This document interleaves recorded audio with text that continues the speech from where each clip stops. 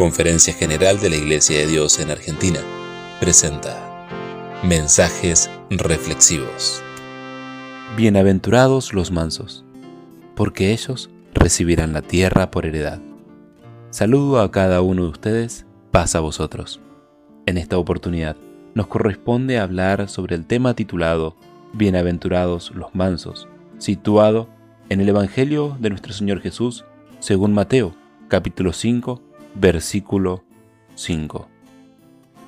Para iniciar este tema, vamos a dar una definición primeramente de qué significa la palabra manso. Manso se refiere a la docilidad, suavidad o benignidad en el carácter o en el trato. Teniendo definido esto, vamos a comprender que es una característica de los hijos de Dios. La mansedumbre es un estilo de vida. La mansedumbre es un ejemplo que nos dejó el Señor Jesús para que nosotros podamos seguir ese camino y tener una vida en paz, tener una vida en comunión, en armonía. El mismo Evangelio de nuestro Señor Jesús, en Mateo, capítulo 11, versículo 29, nos explica: «Llevad mi yugo sobre vosotros y aprended de mí, que soy manso y humilde de corazón, y hallaréis descanso para vuestras almas». Nos hace una aclaración muy importante nuestro Señor Jesús, diciendo que debemos de ser como Él. Él fue manso, fue humilde de corazón, y comprendiendo ya la definición de manso, Él tuvo suavidad, benignidad en el carácter hacia con los demás. Vamos a estudiar en esta oportunidad algunos ejemplos de nuestro Señor Jesucristo, de cómo se comportaba cuando los demás le venían a insultar, cuando los demás le venían a agredir, cuando tenían esa intención de molestarlo. Él, en vez de enojarse, Él, en vez de maltratarlos o responderles de la misma manera, Él con mansedumbre les respondía desde el amor.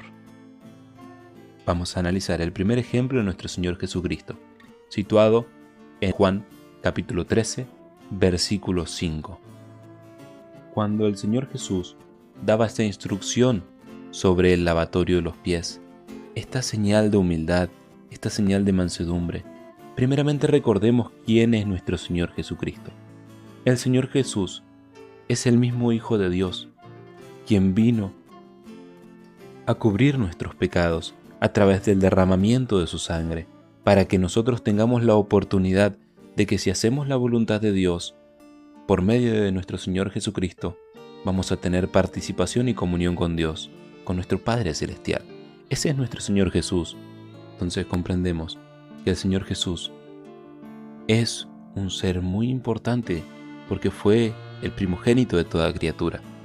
Entonces vamos a comprender ahora la importancia que tiene estas palabras que nos dice en Juan capítulo 13, versículo 5. Luego puso agua en un lebrillo y comenzó a lavar los pies de los discípulos y a limpiarlos con la toalla con que estaba ceñido. Qué hermoso ejemplo de nuestro Señor Jesús, despojándose de toda materialidad, despojándose de todo poder. Él se humilló y Él se puso a lavar los pies de los discípulos en señal de humildad. Una señal muy importante, un ejemplo de mansedumbre que nos deja para que nosotros lo podamos examinar, que lo podamos aprender, que podamos estar atentos a este ejemplo de nuestro Señor Jesús. Este es el primer ejemplo que nos deja el Maestro en cuanto a mansedumbre. Él, en el trato con sus discípulos, demostró mansedumbre.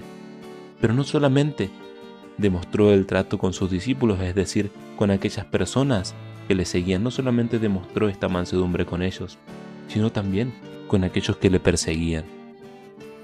Demostró mansedumbre a la hora de cuando Él fue aprendado por aquellos romanos.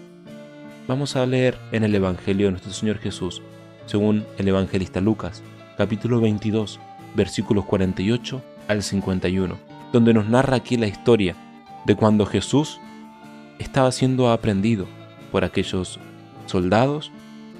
Uno de sus apóstoles saca su espada y le corta la oreja a uno de estos soldados, pero Jesús tiene una actitud muy importante que demuestra mansedumbre, que muestra esta benignidad en el carácter.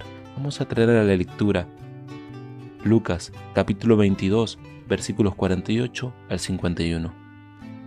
Entonces Jesús le dijo: Judas, ¿con beso entregas al Hijo del Hombre? Y viendo los que estaban con él lo que había de ser, le dijeron: Señor, ¿heriremos a cuchillo? Y uno de ellos hirió a un siervo del príncipe de los sacerdotes y le quitó la oreja derecha. Entonces respondiendo Jesús le dijo: Dejad hasta aquí. Y tocando su oreja, le sanó. Vemos qué grado de humildad que tuvo el Señor Jesús, que no solamente con sus discípulos, como hemos leído anteriormente, no solamente con ellos tenía esta mansedumbre, sino también demostraba ese amor, esa benignidad, esa mansedumbre con los que le venían a hacer mal, con los que le venían a prender, con los que le venían así a matar. Jesús sabía cuál era la voluntad del Padre Celestial para con él. Y vemos cómo con este grande amor, esta grande mansedumbre que tuvo en su corazón, este ejemplo que nos deja de que le fue y le sanó allí a Malco esta oreja que tenía cortada, le sanó la oreja. Es importante entender el ejemplo que nos deja el Señor Jesús aquí, ante una persona que le quiso venir a prender, que le quiso venir a poner en prisión, a ponerle en cautividad, sacarle la libertad que tenía. Pero Jesús, lejos de buscar pelea, él en mansedumbre lo sanó. Pero vamos a ver también otro ejemplo, que considero que es un mejor ejemplo aún, mismo de nuestro Señor Jesús. En Lucas, capítulo 23, versículo 34, nos menciona la Escritura cómo, luego de que era prendido el Señor Jesús, luego de que lo hubiesen maltratado a nuestro Señor Jesús, vamos a comprender qué es lo que el Señor Jesús dice para con esas personas. Lo habían lastimado, lo matarían, pero Él hace algo muy importante de lo que debemos de aprender. Lucas 23, 34 dice la letra: y Jesús decía: Padre, perdónalos, porque no saben lo que hacen. Y partiendo sus vestidos, echaron suertes. Qué hermoso ejemplo que nos da nuestro Señor Jesús respecto a la mansedumbre que debemos de tener. Una actitud fundamental para nosotros como hijos de Dios. El Señor Jesús nos mencionaba allí que debemos de ser como Él, mansos y humildes de corazón. Él nos dejó este ejemplo, en estos 3 ejemplos que hemos analizado de nuestro Señor Jesucristo, de mansedumbre. Debemos de imitarlo. Pero no solamente vamos a quedarnos con el ejemplo de nuestro Señor Jesús, que es algo glorioso y es algo maravilloso, sino que vamos a dar un ejemplo más, que es el ejemplo de un siervo de Dios. Este siervo de Dios se llama Moisés, y fue el encargado, fue la mano que sacó a Israel, al pueblo de Israel, de la cautividad en Egipto. Gracias a la voluntad de Dios y a la guía y el acompañamiento y el poder de Dios, Dios utilizó a esta herramienta, a Moisés, lo utilizó a él para sacar al pueblo de Israel. Entonces ya vemos que Moisés es una persona que tuvo muchísimo poder, que tuvo el acompañamiento de Dios y Padre para poder liberar al pueblo de Israel. Una persona con tal grado de humildad que vamos a leer en el libro de Números, capítulo 12, versículo 3, nos menciona que fue manso. Nos dice Números 12:3, y aquel varón Moisés era muy manso, más que todos los hombres que había sobre la tierra. Aquí comprendemos que el Padre Celestial lo eligió a Moisés debido a su corazón, debido a que una persona que pueda estar en contacto con Dios, en comunión con Dios, no puede ser una persona altanera, no puede ser una persona egocéntrica, tiene que ser una persona humilde, es decir, una persona mansa, con mansedumbre en su corazón. Y por eso lo eligió Moisés. Aquí hemos visto entonces cómo Moisés fue manso, nos dice la Escritura.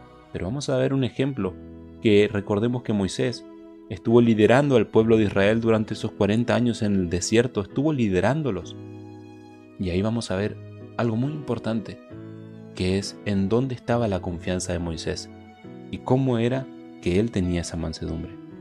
En Números capítulo 27, versículos 1 al 11 nos narra esta historia de cómo estaban pidiéndole a Moisés que dé la resolución sobre una herencia.